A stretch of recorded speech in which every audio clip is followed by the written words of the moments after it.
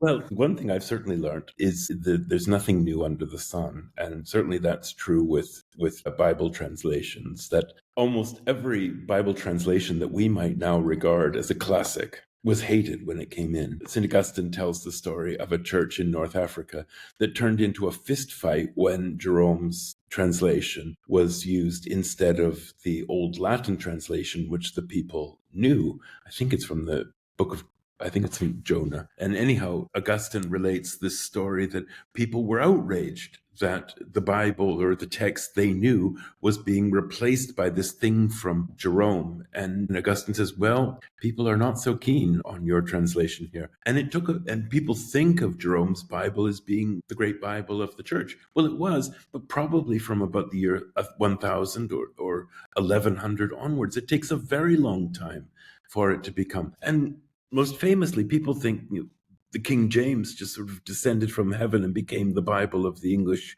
language. The King James was extremely unpopular when it was introduced in 1611. People were wedded to the Geneva Bible. And the Geneva Bible, which was the Bible of Shakespeare, was the Bible of Elizabethan England. People said, why do we need a new translation? And it's not till 1640s where they actually forbid the printing of the Geneva Bible that the King James starts to become. But we now look at it as if some years ago, I guess in 2011, we had the anniversary of the King James Bible, and it was this story of this great Bible that unfolded in 1611. Well, in 1611, nobody wanted it. So there is a long series of histories of new translations often receive a very hostile reception because, and we see this, it's a very human story. We see people are very attached to the Bible they know. They were brought up with, their parents were brought up with, their grandparents were brought up with. The Bible incites very strong loyalties, and translations have very strong loyalties. So my general sense in the history of the global Bible is that new is rarely seen as better.